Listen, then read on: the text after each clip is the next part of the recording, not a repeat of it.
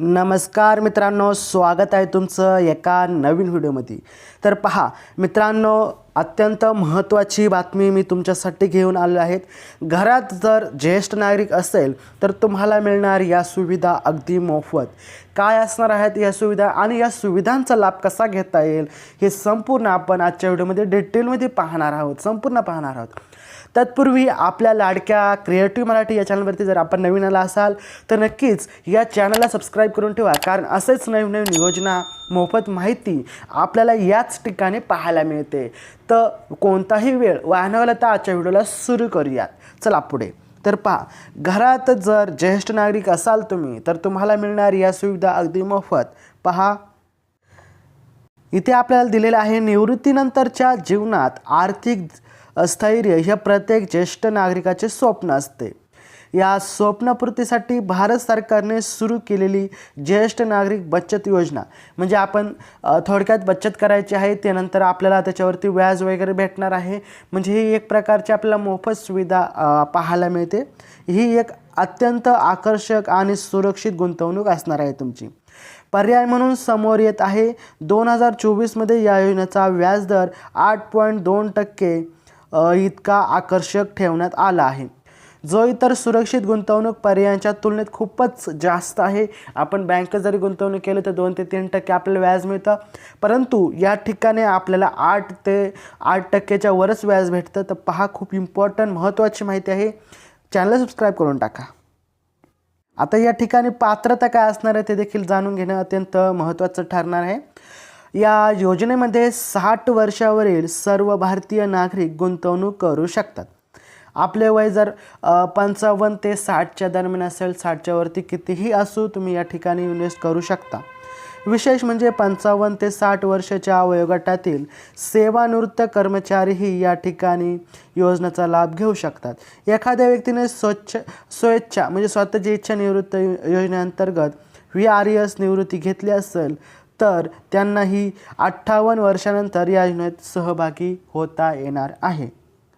ही जी माहिती पाहिली ती गुंतवणूक विषयी माहिती पाहिली, परंतु गुंतवणुकीची जी मर्यादा आहे किंवा त्याची जी पद्धत आहे ती कशा प्रकारे असणार आहे ही आपण पाहूयात। तर पहा, योजनेत किमान 1000 रुपये आणि कमाल 30 लाख रुपयांपर्यंत गुंतवणूक करता येणार आहे। म्हणजे तुम्ही 1000 रुपयापासून स्टार्ट करू शकता, सुरुवात करू शकता, तर 30 लाखापर्यंत ही त्यांनी जी मर्यादा दिलेली आहे त्या मर्यादामध्ये आपण गुंतवणूक करू शकतो। 1 लाख रुपयांपर्यंतची रक्कम रोख स्वरूपात जमा करता येते। तुम्ही जर म्हटलं की दर महिन्याला 1000 रुपये करण्यापेक्षा मी डायरेक्ट 1 लाख रुपये जमा करणार आहे किंवा गुंतवणूक करणार आहे, ते देखील तुम्ही या ठिकाणी करू शकता। मात्र त्यापेक्षा अधिक रकमेसाठी धनादेश किंवा डिजिटल पेमेंटचा वापर करणे आवश्यक आहे।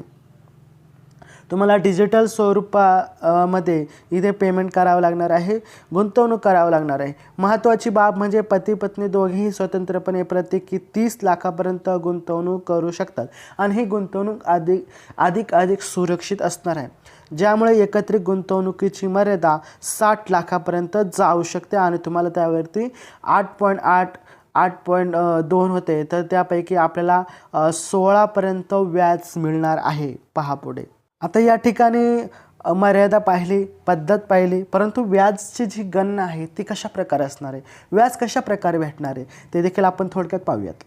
सध्याच्या 8% व्याजदराने एका खात्यातील 30 लाख रुपयांच्या गुंतवणुकीवर दर महिन्याला 60,150 रुपये व्याज मिळते। म्हणजे तुमच्याकडे 30 लाख जर गुंतवले तर तुम्हाला दर महिन्याला ही रक्कम भेटणार आहे 60,000 रुपये। वार्षिक पातळीवर हे व्याज 2,40,600 रुपयापर्यंत जाते। 5 वर्षाच्या कालावधीत तुम्हाला 12 लाख एवढे 12.0300 एवढे व्याज मिळू शकते, अशी देखील त्यांची अपेक्षा आहे। पहा पुढे। जर पती पत्नी दोघांनाही स्वतंत्र खाते उघडले असतील तर त्यांना या योजनेच्या दुप्पट म्हणजे सुमारे 24 लाखापर्यंत व्याज मिळू शकते। इथे तर आपल्याला 12 लाखापर्यंत मिळते, परंतु तुम्हाला आता 24 लाखापर्यंत जर दोघांचे खाते ओपन असेल तर तुम्हाला एवढं व्याज मिळू शकतं. खूप महत्त्वाचे पहा, गुंतवणूक करा. आता हे गुंतवणूकबद्दल माहिती पाहिली, पण करविषयक काय फायदे आहेत तर पहा, CSCSS मधील गुंतवणुकीवर आयकर कायद्याच्या कलम 80C अंतर्गत कर सवलत मिळते. म्हणजे एका आर्थिक वर्षात केलेल्या 1.5 लाख रुपयापर्यंत गुंतवणुकीवर ही सवलत उपलब्ध आहे. याशिवाय ज्येष्ठ नागरिकांना मिळणाऱ्या व्याजावरील TDS म्हणजे जो आपल्याला TDS येतो मर्यादा 50,000 रुपयांवरून वाढून 60,000 रुपये करण्यात आली आहे. आता खाते व्यवस्थापन आणि यांचा कालावधी काय असणार ते देखील आपण पाहूयात. खाते पोस्ट ऑफिस किंवा अधिकृत बँकेमध्ये उघडता येते. आता तुम्ही म्हणू शकता की आम्ही ही जी रक्कम आहे ती कुठे गुंतवणूक करू, तर पहा, ज्येष्ठच्या खात्यामध्ये आपण गुंतवणूक करू शकता. ही कोणत्या पण पोस्ट ऑफिस असेल किंवा इतर आपली जी बँक असेल त्यामध्ये तुम्ही गुंतवणूक करू शकता. खात्याचा मूळ कालावधी 5 वर्षाचा असतो आणि गरज भासल्यास त्यात आणखी 3 वर्षाची वाढ देखील करता येते. विशेष परिस्थितीत खातेधारक मुदतपूर्व खाते बंद करू शकतात, मात्र त्यासाठी काही दंडात्मक शुल्क आकारले जाते. आता योजनेविषयी वैशिष्ट्य आणि सुविधा पाहूयात नक्की काय आहे. पहिलं आहे नियमित उत्पन्न. दर 3 महिन्यांनी नियमित व्याज मिळत असल्याने उत्पन्नाचे सातत्य राखले जाते. नामनिर्देशित सुविधा, खातेधारकाच्या मृत्यूनंतर रक्कम नामनिर्देशित व्यक्तीला मिळण्याची सोय असते. म्हणजे जो नॉमिनी वारसदार म्हणतो त्याला ही रक्कम मिळत असते. खाते हस्तांतरण, एका शाखेतून दुसऱ्या शाखेत किंवा बँकेतून पोस्ट ऑफिसमध्ये खाते हस्तांतरित करता येते. ऑनलाईन व्यवहार देखील यामध्ये आहे. अनेक बँका आता CSCSS खात्यांसाठी नेट बँकिंग सुविधा देत आहे, हे देखील आपण करू शकतो. तर हीच होती अत्यंत महत्त्वाची बातमी. तुम्ही देखील ज्येष्ठ असाल तर नक्कीच यामध्ये गुंतवणूक करा. खूप फायदेशीर ठरेल, कारण यावरती व्याज देखील आपल्याला बरंचसं अधिक पाहायला मिळतो. बँकेपेक्षा चांगला व्याज पाहायला मिळतो. इन्व्हेस्ट करायचे असेल तर आपापल्या बँकेशी संपर्क साधा आणि ती माहिती अधिक जाणून घ्या. व्हिडिओ आवडला असेल तर चॅनलला सबस्क्राईब करा, व्हिडिओला लाईक करा, शेअर करा आणि आपल्या गरजू व्यक्तींना देखील शेअर करा. तर भेटू आपण पुढच्या व्हिडिओमध्ये. तोपर्यंत जय हिंद, जय महाराष्ट्र, वंदे मातरम.